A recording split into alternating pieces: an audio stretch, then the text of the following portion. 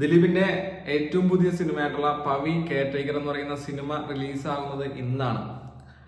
ഇന്ന് കേരളത്തിൽ പൊതു അവധിയാണെന്നുള്ളത് വേറൊരു കാര്യം. പക്ഷെ ഇലക്ഷനും കൂടിയാണ്. ഇലക്ഷൻ ആയതുകൊണ്ടാണ് ഇവിടെ പൊതു അവധിയായത്. ഇത് നല്ലൊരു റിലീസ് ഡേറ്റ് ആണോ എന്ന് ചോദിച്ചു കഴിഞ്ഞാൽ എനിക്ക് ഡൗട്ടുണ്ട്. കാരണം ഒരു പ്രീ സെയിൽ ഡീറ്റെയിൽസ് നമുക്ക് നോക്കുമ്പോൾ മനസ്സിലാവുന്നത് 430 ഷോസ് ആണ് പവി കെയർടേക്കറിന്റെ നാളെ തുടങ്ങുന്നത്. ഈ ഷോസ് തുടങ്ങുന്നത് 12 മണിക്ക് ശേഷമാണ്, ഇലക്ഷൻ ആയതുകൊണ്ട് തന്നെ. ഈ 430 ഷോസിൽ ഏകദേശം 16,141 അഡ്മിറ്റ് ഉണ്ട്.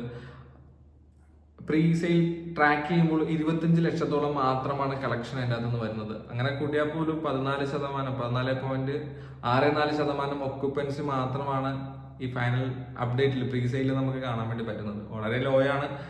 ദിലീപിന്റെ റീസെന്റ് പടങ്ങൾ അതിനെ ഇൻഫ്ലുവൻസ് ചെയ്തിട്ടുണ്ടെന്ന് തോന്നുന്നു. അതുപോലെ തന്നെ ഇന്നത്തെ റിലീസ് ഡേറ്റും വളരെ മോശമായിട്ടാണ് തോന്നുന്നത്.